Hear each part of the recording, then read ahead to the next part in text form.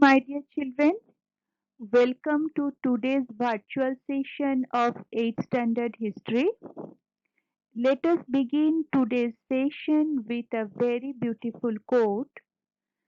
Children, it's better to live one day as a lion than 100 years as a sheep.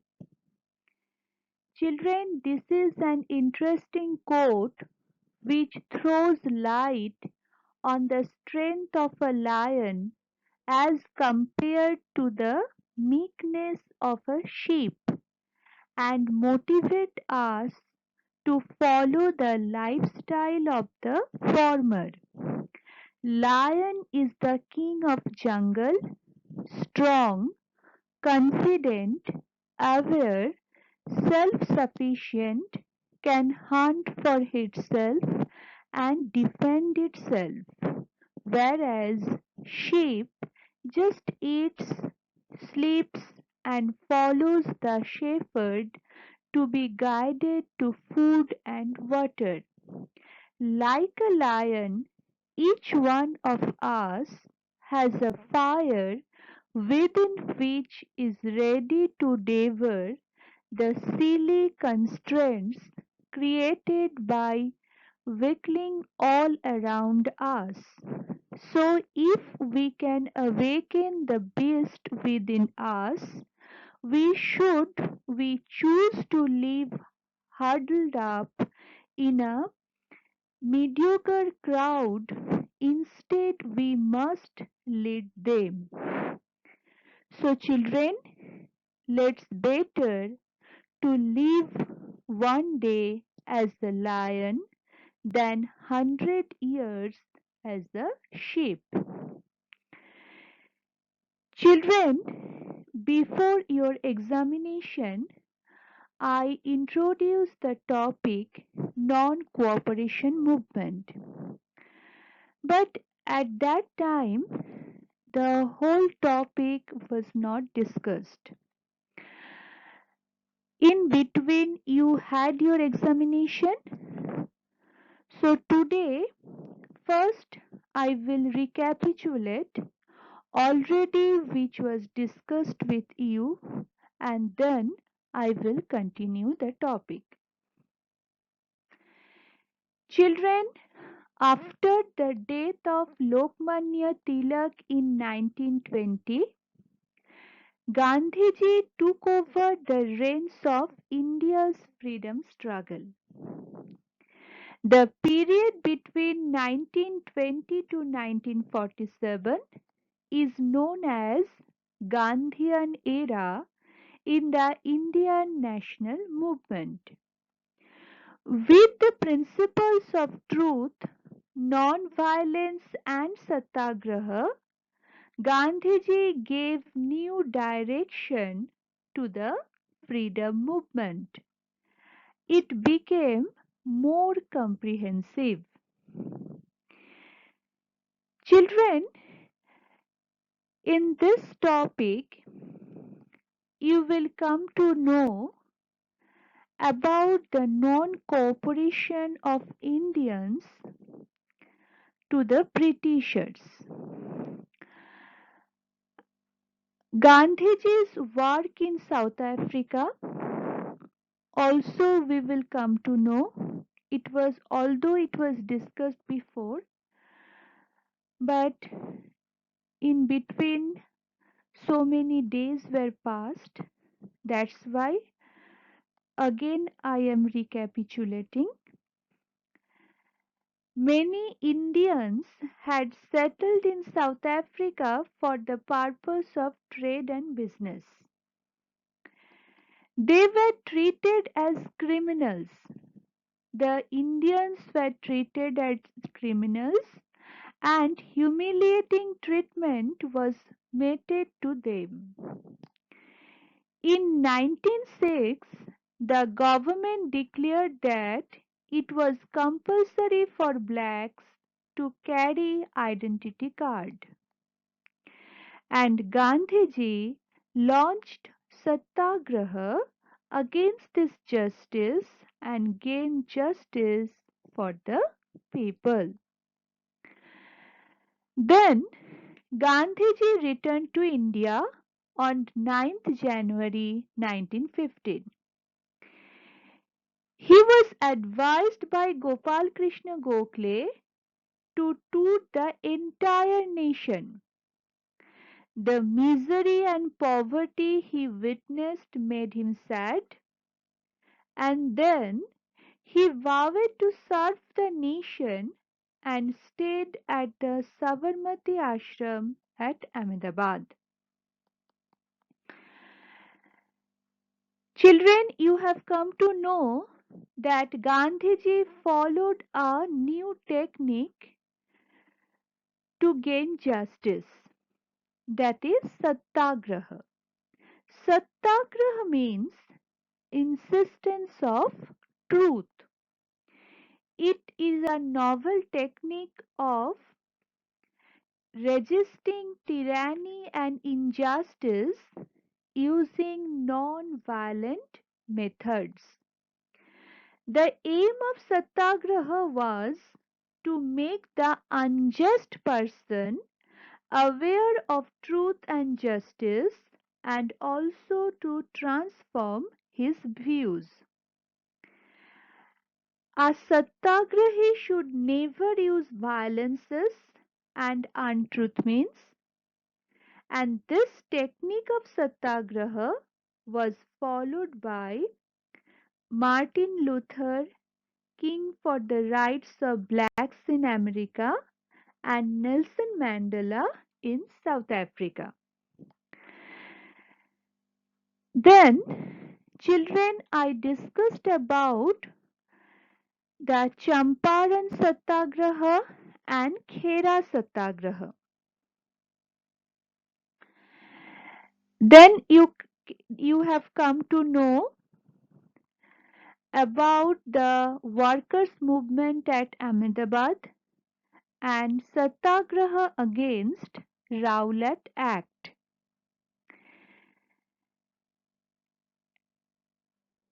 Then I discussed about the Jallianwala Bagh massacre and Khilafat movement. Children, the struggle against the Rowlatt Act became more intense in the Punjab province. The government resorted to repressive measures and Gandhiji was not allowed to enter the Punjab. General Dyer issued orders banning public meetings in Amritsar. Prominent leaders like Dr. Satyapal were arrested in Amritsar. To protest against this development, a meeting was called at Jallianwala Bagh in Amritsar on 13th April 1919 on the occasion of the Baishakhi festival. General Dyer ruthlessly opened unrestrained fire on the unarmed people who had gathered for the meeting. About 400 men and women were killed in the massacre and hundreds were wounded. And children, this massacre gave rise to a countrywide non-cooperation movement. Then the Muslims all over the world looked upon Sultan of Turkey as their Caliph or the God of on earth. After the First World War, an insulting treaty was imposed upon Turkey, which belonged to the defeated power group, and this resulted in the disintegration of the Turkish empire. The Muslims were greatly enraged by this, and the movement launched by the Indian Muslim in support of the Caliph is known as the Khilafat movement. Children, now today I will continue the topic from non-cooperation movement. So it is necessary to open your textbook. You should open page number 33 of your history civics textbook. Children, in the Nagpur session in 1920, the Indian National Congress passed the resolution of the non-cooperation movement.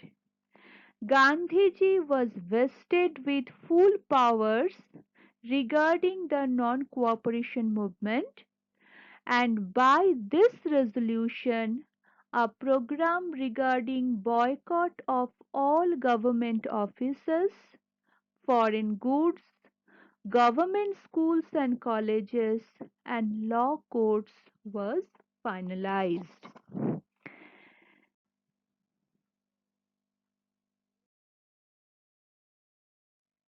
Children, now I will discuss about the progress of non-cooperation movement.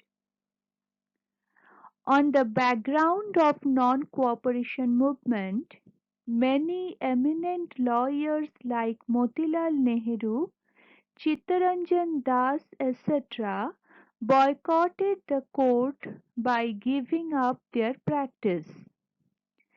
During this period, with the boycott of schools and colleges, the scheme of national education was run.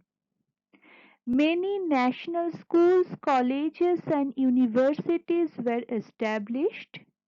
There was boycott of coming elections, boycott and bonfire of foreign clothes, and due to this, the import of foreign clothes decreased. In 1921, during the visit of Prince of Wales, he was welcomed by organizing Hartal. Lonely roads and closed shops welcomed the prince. The movement spread from the planters in Assam to rail workers in Bengal.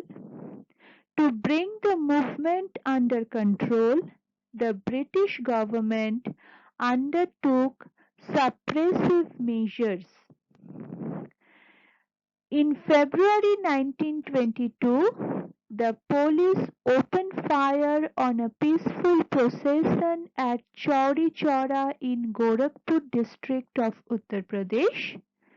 The people were angry and set fire to the police station, in which, along with one officer, 22 policemen were killed, and due to this incident, Gandhiji was hurt.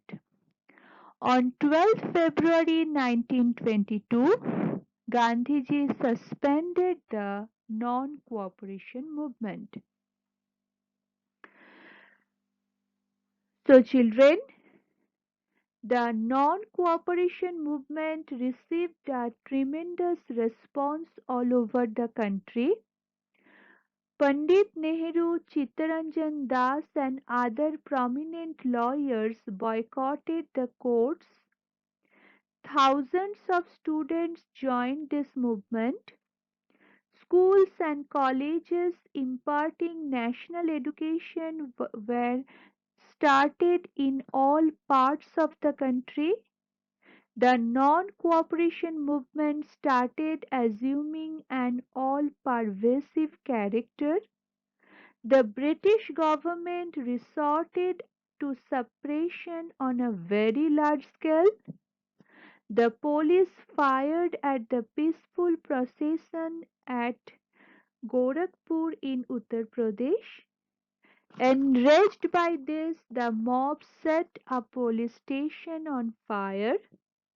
22 policemen, including one officer, perished in the flames, and Gandhiji was grieved by this incident.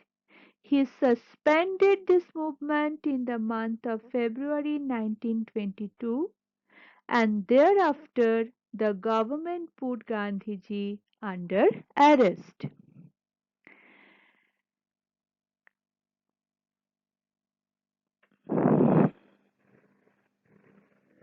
Gandhiji was tried for sedition and was sentenced to 6 years imprisonment. Later in February 1924, he was released from jail on account of his health. Along the non-cooperation movement, Gandhiji also undertook a constructive program.